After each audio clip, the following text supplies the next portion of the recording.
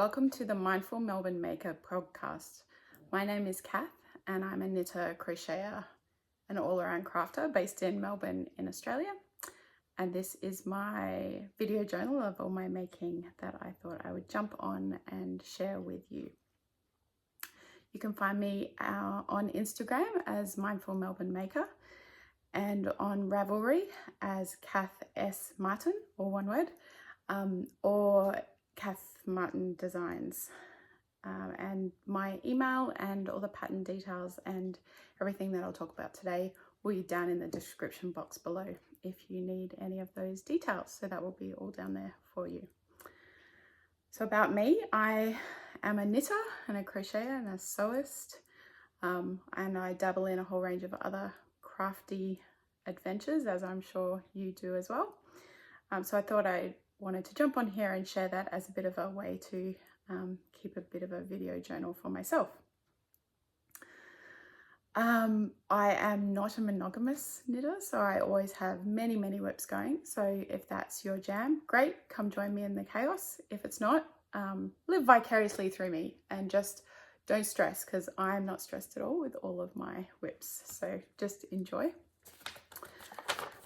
What I'm wearing today. So I'm really actually excited to share with you what I'm wearing. So this is the Radvent cardigan by Ambah O'Brien, and I knit this out of the 2022 Louie and Lola Advent. So Louie and Lola is a hand dyer Karina based in Tasmania in Australia, and her yarn is beautiful. Her colors are beautiful. And so I really wanted to make something special out of this advent that I could wear on a day-to-day basis that would really show off all the beautiful colors.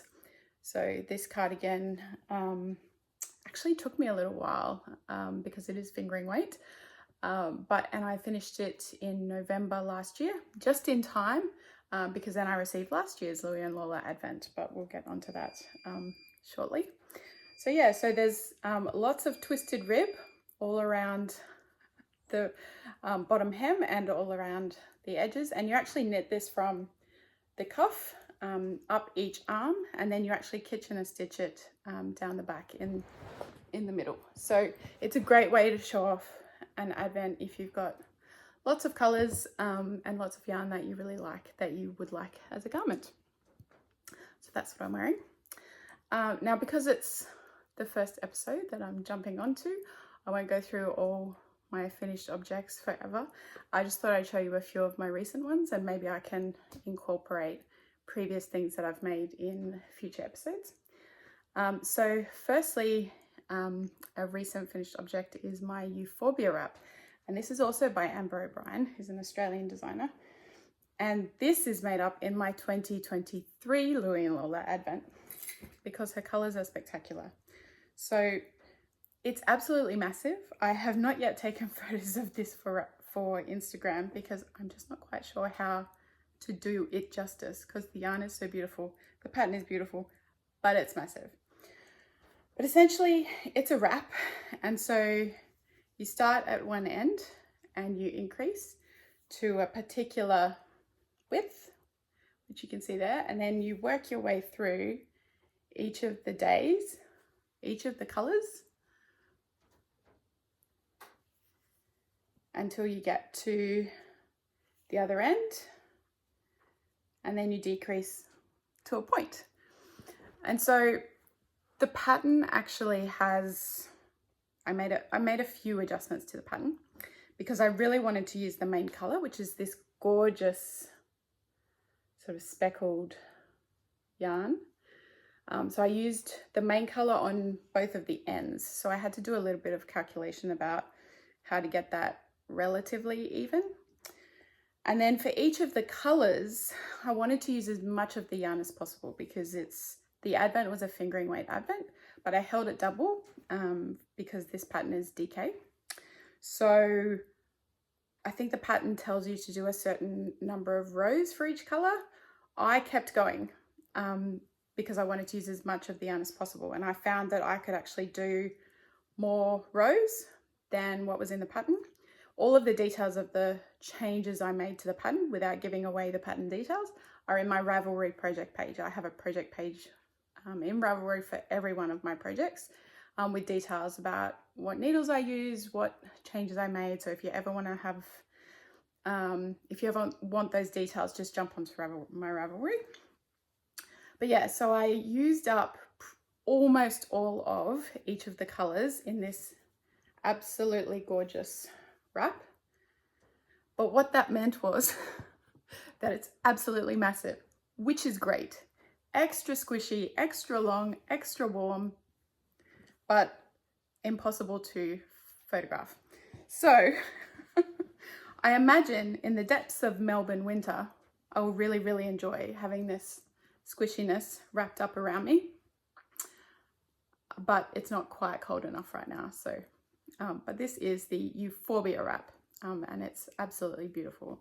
And I'm definitely going to be jumping on this weekend to try and get this year's Louie and Lola Advent, although they sell out like hotcakes there. It's almost as bad as trying to get Taylor Swift tickets. So we'll see if I'm lucky enough. So that's that finished object. The second finished object that I wanted to share with you are my Mermaid shell socks.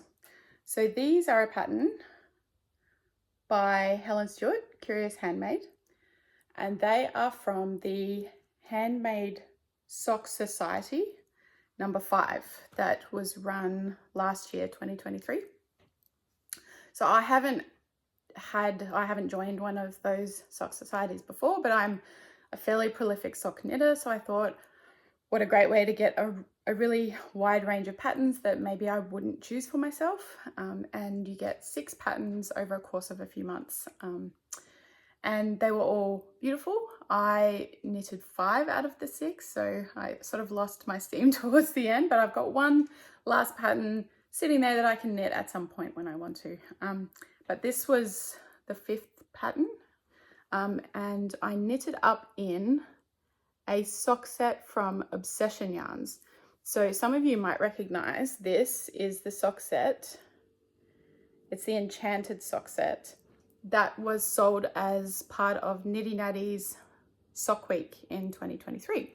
I saw the skein. It was an Australian dyer, which I love supporting Australian indie dyers. And I thought it's beautiful.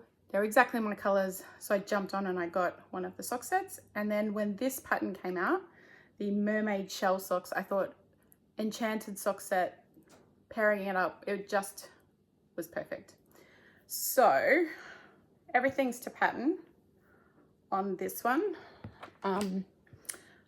other than the way, I think in Helen Stewart's patterns on when you pick up the gusset of the socks, I think she has you twist the stitches. I never do that. I never get holes. There's no issues with my gusset, so I don't twist those stitches. But everything else was to pattern. And the highlight of these socks is actually this absolutely gorgeous shell pattern, which was a bit full on to knit, but it was fun. It was easy, but it did take quite a lot of concentration and time and focus. And what it also has is twisted rib detail down the entire length of the sock. And I think this is the culprit. They're beautiful. I love them. I loved knitting them.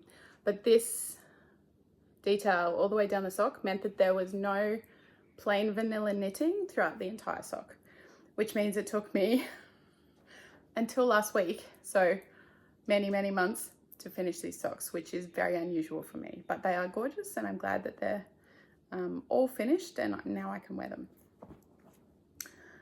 So that's my second finished object. And then the third finished object is another pair of socks, which are the Hibernal DK socks by Summer Lee Designs. So I knit a lot of her socks. She has really great clear instructions. I learnt to knit socks from her tutorial videos. She's a great teacher, really. It all made a lot of sense to me, and I learned magic loop and all of that sort of stuff from her. So this is one of her more recent designs. So it's the Hibernal socks, but in the DK weight, and they've got this lovely sort of faux cable running down the socks, and because they're DK weight, they knit up in a flash, only a few days. And this yarn is absolutely gorgeous, and it's self-striping, and it's from half baked hand dyed in the colorway Birl. So that's an Australian dyer that I love and use a lot of self-striping from. And that's those, and these are actually a gift for someone, but I'm not going to say who because I haven't given them yet. So that is finished object number 3. So as I said, I'm not a monogamous knitter at all. I always have a million WIPs, and I always tend to work on lots of them every day. So I like a lot of variety in my knitting throughout the day, and crochet. So I tend to jump on and do a little bit here and there, unless there's one that's absolutely grabbed my focus and that I can't put down. So the WIPs that I'm going to talk about are by far not all of my WIPs. People that know me will laugh because I am going to talk about 7 WIPs, and it's not even half, I don't think, but this will do for now. And we can always talk about the other ones later. So my first project is in this project bag, which is gorgeous, from Crystal Cat Stitchery, which is a bag maker in Australia. And it's this beautiful corduroy. So in this bag is a project that's getting a lot of attention at the moment. It's my 24 Birds Shawl Mystery Knit Along by Helen Stewart, Curious Handmade. So I should say this is a spoiler, but I'm not up to date. So you've probably seen bits and pieces on Instagram, but if you're wanting to keep the entire shawl a mystery for yourself, maybe skip forward a little bit. But I'm working my way through Clue 4 at the moment. I think Clue 5 was released yesterday, and I'm not ready to start that one yet, but that's okay. Helen has a very similar vibe and approach to Stephen West, which is don't stress, just wherever you're up to is where you should be up to, and it's okay, which is, I love that in a mystery knit along. So the 24 Birds Shawl, I haven't done one of Helen's mystery knit alongs before, and I really wanted to because I love her patterns. They're really well written, and I love knitting her shawls. One of the recent ones, I knit the anthology throw, I've knit the habitation throw, and I thought I'll love it no matter what it is. And so I had it has a theme around William Morris and the arts and crafts movement, and I had a very specific colorway in mind. A lot of the William Morris paintings and things are very earthy tones. They're very warm tones, and I tend to gravitate more to the cooler tones, the jewel tones. But I did see, so I had in my mind a sort of pinks and deep teals and things like that. And I sort of looked and jumped onto a few people that had kits, and they were all beautiful, but they weren't really speaking to me. And then one of my friends, Sarah, who's Sarah Sewed on YouTube and on Instagram, said that she was getting a kit from Skein, a yarn shop in Australia. And so I jumped on, had a look, and they had the absolute perfect kit, which just suited exactly what I had in my mind. So I ended up grabbing it. It's a single ply merino, which I enjoy working with. It's not my absolute favorite, but I think it's working out really beautifully for this shawl. And so there's 4 colors, 3 are sort of a fade, and then there's a pop of color. So we've got this color here, which is absolutely beautiful. All of the colors are in my Ravelry project page. I can't remember each one of these off the top of my head right now. And then there's this pink color, and then a darker sort of burgundy, and then my pop of color is this absolutely gorgeous teal with pops of purple and lighter teal. So it's absolutely gorgeous. And I'll just jump on and give you the names of the colors, but I won't be able to tell you which color is which. So the colors are Tamarind, Shadow, Protea, and Cocoa Bean. So it is a circular shawl, which I think a lot of people found out, and some people loved it, and it was very divisive. Some people loved it, some people thought, oh no.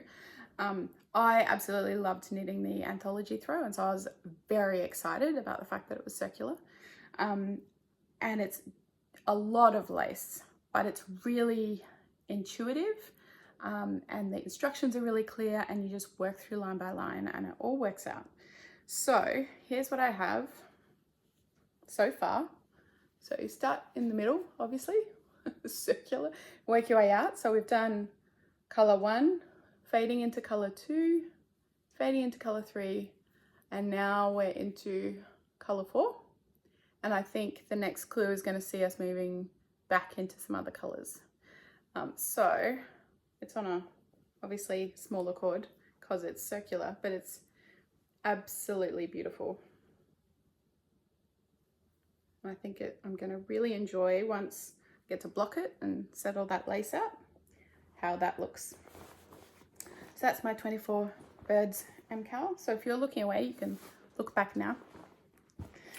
The next WIP on my list is my glittering Snowscapes shawl. So I love a Stephen West shawl. Love a Stephen West shawl. I do the MKALs. I only started doing them as Mystery Knit-alongs not last year, the year before. That was my first one. Loved it, absolutely loved it. And so then I went back and also knit shawlography myself, just along. And then I also did last year's and had a bit of a Barbie theme.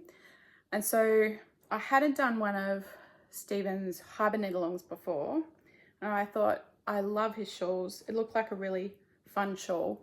And it also looked like the perfect opportunity for me to use one of my advents, which, if you know me and you follow me on Instagram, you know that I get a lot of advents every year. I love it. I indulge in it. I have no other vices. It's okay. But I also use them. I make sure that I cast them on and I use them, and I love the yarn. I love sharing it, but also I love using it and then wearing those things. So this was an advent that I got from Fibresmith, which is a local yarn fabric shop in the West in Melbourne.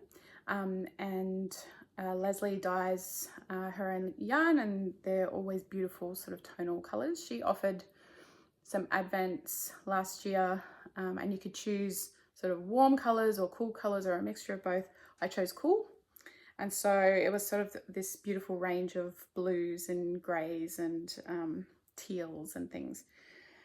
And so I put that into a bit of a fade myself, sort of, because it wasn't really a fade event at all, but I put it as best I could from kind of lights to darks to create a really interesting color story. And then I started knitting up the glittering Snowscapes shawl, which was the Hibernal knit-along pattern from Stephen West last year. I think everybody cast on Boxing Day. I didn't cast on until January, but made pretty good progress because it's a lace shawl that has lots of different small sections, and so you can really just whip through each section, and the sections change quite quickly, so it keeps it really interesting. And so this is where I'm at so far. So I'm up to the border. And the border, of course, being Stephen West, is massive, and is not just a case of knitting kind of back and forth. It's doing just lots of long stripes against the border. And so what I'm doing is creating a sort of blue teal rainbow effect along the border. But I'm just working my way because all the sort of really interesting parts of the shawl are done, and the rest of the border that is left is just going to take a really long time because it's massive. So I've got all of that to do, and that's where I'm up to. But it's absolutely beautiful, and when I block this out, it's just going to be massive and delightful, and the colors are absolutely gorgeous. So that's my glittering Snowscapes shawl. What I am doing actually, which I don't know if it's a crazy thing or whether I've stumbled upon something really ingenious for this one. I think in the pattern, the border is actually one color, and then each of these little eyelet stripes are different colors. And so actually all these pieces are just one color. So you're just holding that yarn the whole way. Because I'm doing stripes of the colors, I have 5 balls going, but I'm just holding them in the way that Stephen often shows holding the yarns in the I-cord and making sure that you pull your working yarn under all those yarns that are sitting there, and it captures it in the I-cord. And so in this I-cord, and I stretch it out each time to make sure that it's going to be stretchy enough. In this I-cord, there are actually the 5 yarns that I'm holding, all just sitting there. So when I'm ready to change my color, I just pick up the next color and start knitting. And I don't need to weave in ends. I don't need to join anything, which is working out really well. But it is still going to take a long time. But that's okay, because we love knitting. So that's my glittering Snowscapes shawl with my Fibresmith Advent. The next one that I have on the list is also a Stephen West shawl, because we love Stephen West. And this is in, I should have said this project is in a bag by Curly Line. It's actually a bag I won in a giveaway on the Serenity Knitting Society podcast. So that's a great podcast, great Australian podcast. Go and check it out. I entered a giveaway on that and I won this beautiful bag. So that's what the Snowscape shawl is in.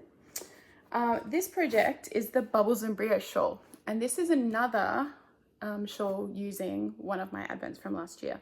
So one of the advents I got, which is completely different to the Fibresmith one, is from Hodgepodge Skeins. And it's being held in this excellent bag from Paddle Knits.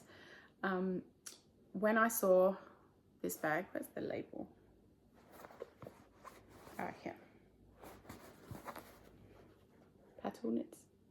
When I saw this bag advertised as a doggo bag, I had to have it. It was brilliant. I love it.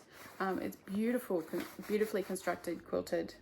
I mostly make my own project bags, so it's a luxury to get someone else's. And the fact that it had dogs on it, I had to get it because I have two chihuahuas. So this is a pattern, the Bubbles and Brioche shawl, that I first saw knit up on a podcast, Lisa of 72 Stitches, and she did a sort of rainbow one. And as soon as I saw hers, it went on my queue. I bought the pattern, went on my queue, and I thought, I'm going to knit that up. And I bought 2 skeins of this yak silk, which now I can't, here it is. Schackenmeyer Premium Regia yak silk or silk merino from Morris & Sons, and I got it in white and I got it in black because a lot of the sections in this shawl are black and white, and then there's color in between.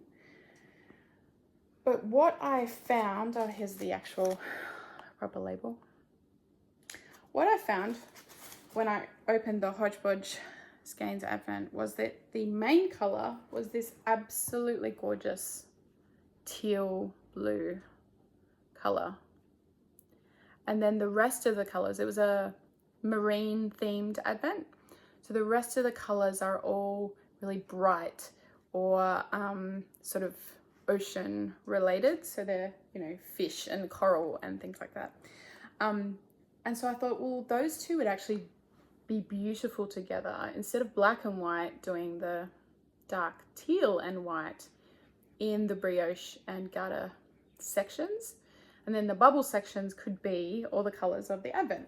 And I counted the bubble sections in the shawl on the pattern picture, and there's 24 stripes. So it was meant to be, absolutely meant to be. And if you're ever looking for an Advent pattern, I know there's lots of podcasters that do roundups at the end of the year. I love watching those. And what I've done is I actually have a bundle in my favorites in Ravelry that's called Advent Patterns. And I have saved all of the patterns that everybody's ever referred to as Advent in those videos. And I've also saved a whole bunch of patterns in there that I think could be Adventified, which is actually a word that I got from another podcaster, that Gayanne from Perfect Pairings. So yes, if you can Adventify the pattern, I've popped it in there. So feel free to go and check out that bundle. I think it's really useful. And if you have any suggestions for me of patterns that I could add to that bundle, let me know, because I love Advent patterns. But what I've got so far is, isn't it glorious? Oh, the colors. So it starts off with this brioche section, which I should say for Stephen West patterns, I'm not super tight, but relatively tight knitter, sort of regular to tight. And Stephen West is, when you watch his videos, you can see he knits fairly loosely. So I find I always go up a needle size for all his shawl patterns, and they work out to be good. So I've gone up a needle size for this one. So I think I'm using a 4mm.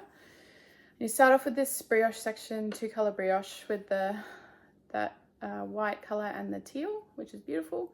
And then it goes into 8 rows of bubbles. So they're the first 8 colors of the Advent. And then you get a 2-color garter stitch repeat, again in the white and the teal. And then you go into 8 more rows of the bubble stitch. And so these, I've done 1, 2, 3, 4, 5. So those are the next 5 colors in the Advent. And this is one of those projects that I absolutely can't put down. Once I start knitting on it, it's addictive, and you have to just keep going, because as you can see, you knit each stripe, and when you finish a color, it doesn't yet look bubbly. And so to make that stripe look bubbly, you have to knit the first color, the first row of the next color. And so you always just want to, just start the next color just to get that bubble effect. But yes, so that's where that one's up to. It's beautiful. And I have to keep stopping myself working on this and going to my mystery knit along and other things that I want to be working on, because I need to share the love with my WIPs. But that is a great one. Really enjoying it. And then to take a break from shawls, I am also working on a Stockholm Slipover by Petite Knit.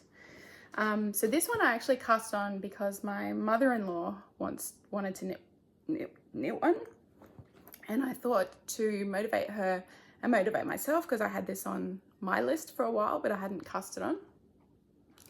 I thought, well, I said to her, I'll knit along with you. She hasn't knit many things in the round before, so I said, I can give her tips and help along the way, and we can kind of do it together. I don't know how far she is. I might have gone ahead of her, but it'll be okay. So this is in a bag that I made, a Harry Potter bag with a night bus badge. I'll put the link to the pattern for these bags down below, because I actually used a pattern that I bought on, I think on Etsy. It's a really, really great pattern, really easy to follow, really clear. It comes in a number of sizes, so you can make little sock bags. Like I have a little sock bag that I made, and you can make big bags and medium bags, so it's great. I'll add that. So the Stockholm Slipover that I'm making is out of Fibresmith yarn again. So it's a strand of fingering held with a strand of suri alpaca lace, and it's in the color Emerald, which I found some web results. I can show them if you ask again from your iPhone. Hey Siri, stop. It's in the color Emerald, which green's always, it's difficult to show up. I think that's about right there. So it's 100% merino fingering and suri alpaca silk. And I've done, you start at the back, you knit the back, and then you knit the front pieces, join them, knit down, and then you join the front and the back in the round. And I've knit about that much in the round. I think there's a couple of shaping rows, which I've done both of those. So now I just need to knit down, do the bottom hem, and then pick up for the neck and the arms. It won't take too long, but it's also not my focus project. But I do like a quick garment project, and I like to have round and round stockinette knitting. This actually, I should say, this little mushroom is actually a stitch marker that my daughter, who's 12, Molly, she made this out of clay, and then I just popped a little clasp on it. So I like to put that stitch marker on my projects because she made that for me. And I should say also the emotional support chicken that's hanging out behind me, judging us all, is actually what I made it recently, but it's Molly's as well. So I just thought the chicken could come visit us. So that's Stockholm Slipover. I have a number of blankets on the go, but the one that I'm working on the most at the moment is in this little crochet basket that I made out of scraps, which I always pop scraps in and then it holds blankets and things. So I caved to peer pressure and I started a DK scrappy jelly roll blanket, which I think every man and their dog are knitting right now. And I'm using the instructions that Kay of the Crazy Sock Lady popped on her Ravelry project page in terms of the joins, because I do like a really clean slip stitch edge. So I'm still on the first strip, but this is where I'm up to. And because it's DK, so I'm doing, this is actually DK weight yarn, because I have lots of those scraps, and I actually got a couple of advents with DK weight yarn. But if I run out of DK, I'll just hold 2 strands of fingering. So I've done quite a lot, and this only took a few days of kind of dedicated knitting. It's goes very quickly. It's very Moorish because you just want to add in the next colors. I know people, some people knit in the ends as they go, and some people like to sew them in so they're really invisible at the end. I knit them in as I go, and this is where I have knit my ends in. So I think it's fairly invisible. I'm pretty happy with that, and what that means is I don't have to sew any ends in at the end, which is perfect. So yeah, so that is a very fun scrappy project. And the Advent, sorry for the crinkling, the DK Advent advents that I have are actually from Little Woolly Makes, which is a yarn store in Victoria. Julie has great yarn, lots of really bright, lovely colors, which is very much my vibe.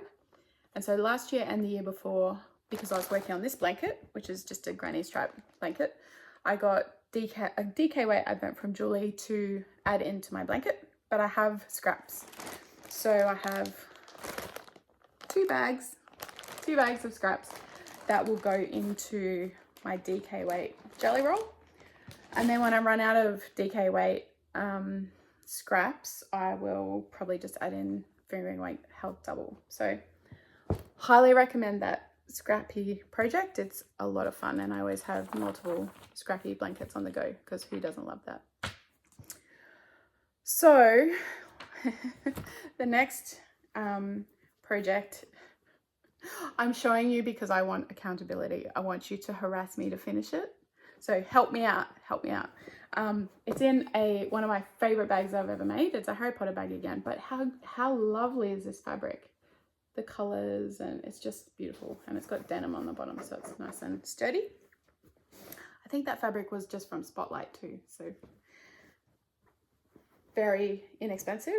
So this is my, how many of you have half and half triangles wraps on your needles that are lingering? I think this is now confession time. So I have a very well progressed half and half triangles wrap by Pearl Soho. It's a free pattern. I'm knitting it up in the called for yarn, which is Pearl Soho linen quill. My colors are pink pop and dark denim, which are beautiful and great. The different colors, what I found, the pink felt, it's a light fingering in my view. The pink felt slightly plumper. The dark denim feels quite stringy, and I think that's what's holding me up in terms of finishing it, because I'm just don't love the yarn. I know people rave about this yarn. Maybe it's just this color, but we'll see. But I have almost finished. I have finished the entire pink triangle, which is here. The entire pink one. And I do have a little motivational stitch marker on here from Mavis Castlemaine, which is a little skull, glitter skull, of course, because why not? And then I have most of the other triangle done.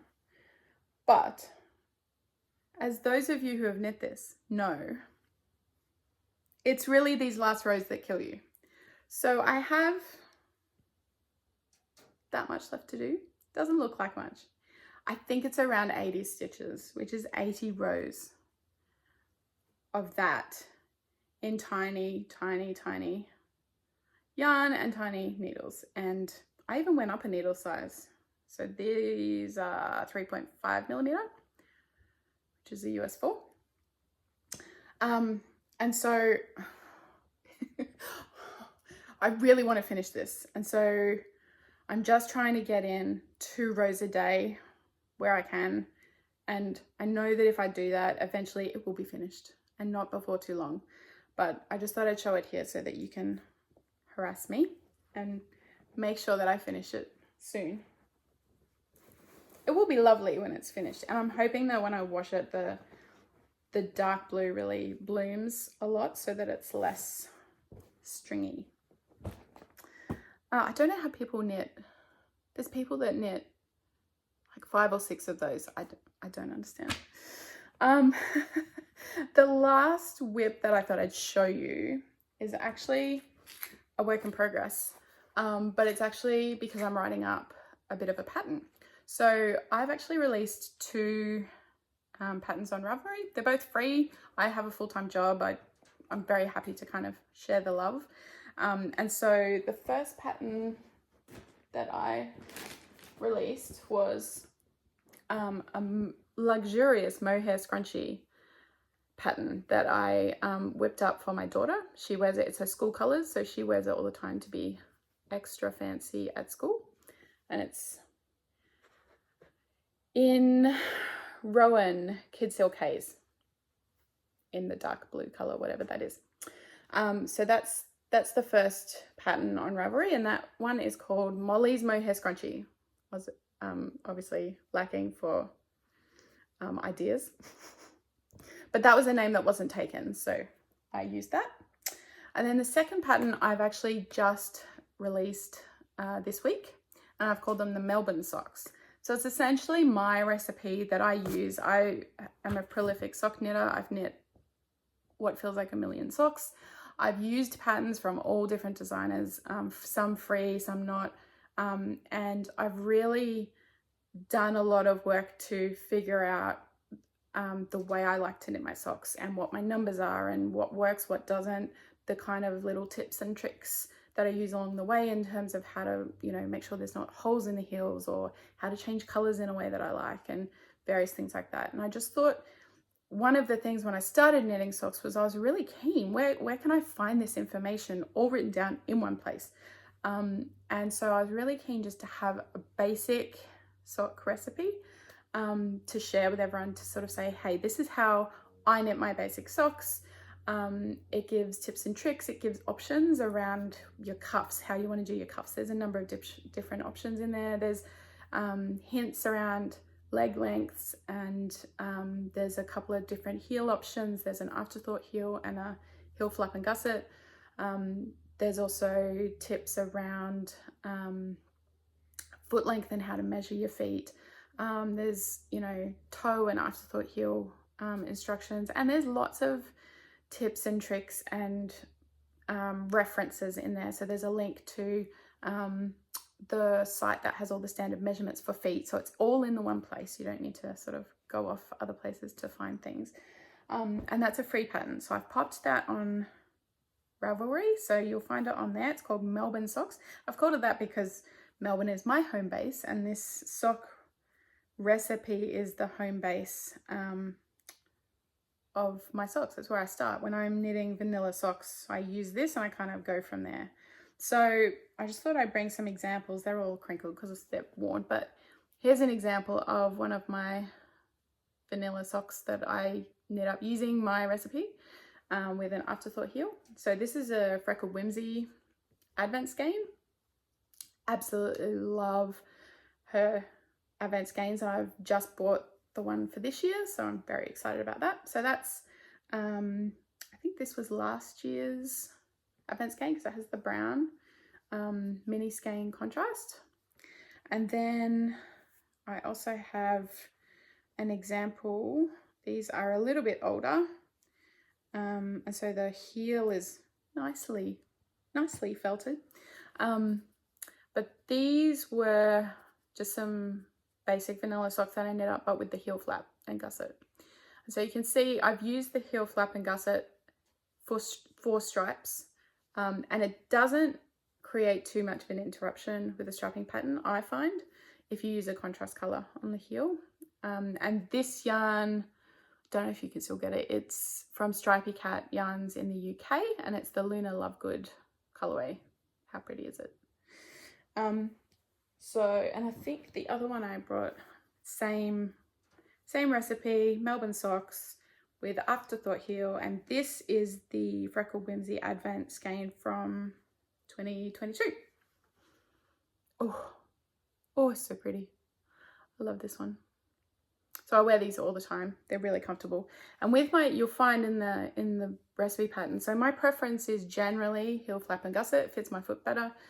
Afterthought heels, I had to have a few goes at those, and what I found is I actually knit 5 rounds of plain knitting. When I pick up the stitches, this is all in the recipe, when you pick up the stitches, knit 5 plain rounds and then start your decreases, and that just gives me enough fabric that it has the same feel as a heel flap and gusset. So there's a lot of people that find that the afterthought heel doesn't give them enough fabric across the instep, but if you add those extra rounds, it really does help. So you can jump onto Ravelry and download that pattern. I'll put the link below for that.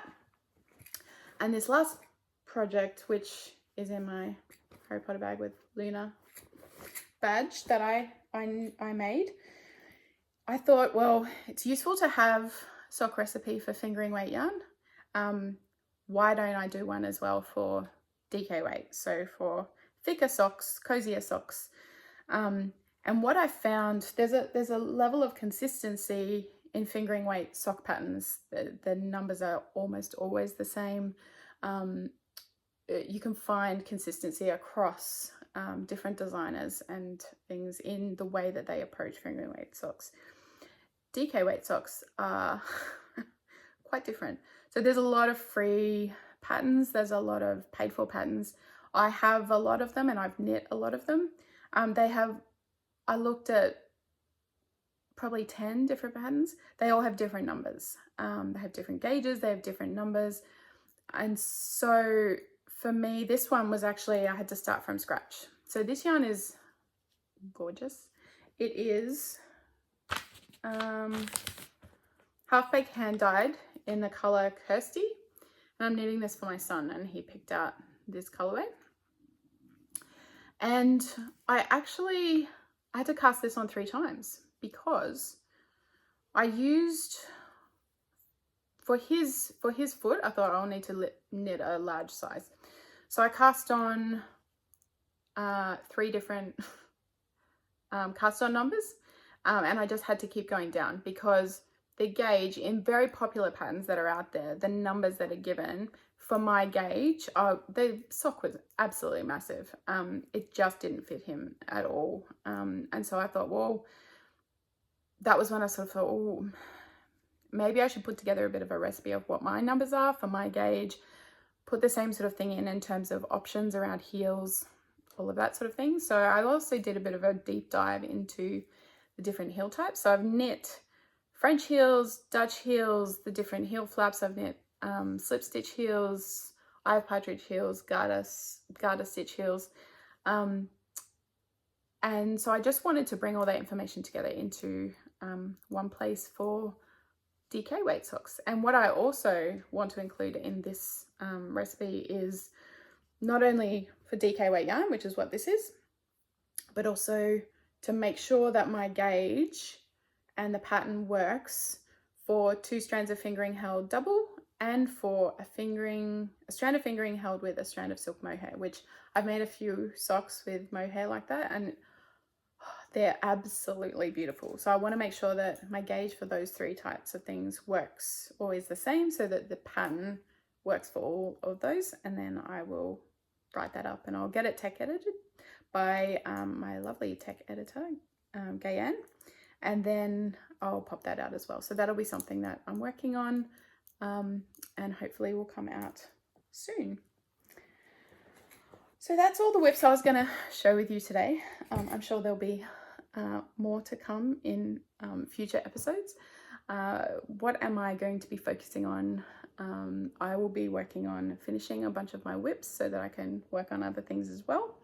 The 24 Birds mystery knit along is obviously one of my priorities because I want to keep up as much as I can. I don't want to fall too far behind so that I can get it finished and not have it as a lingering kind of WIP. So I'm making good progress so far.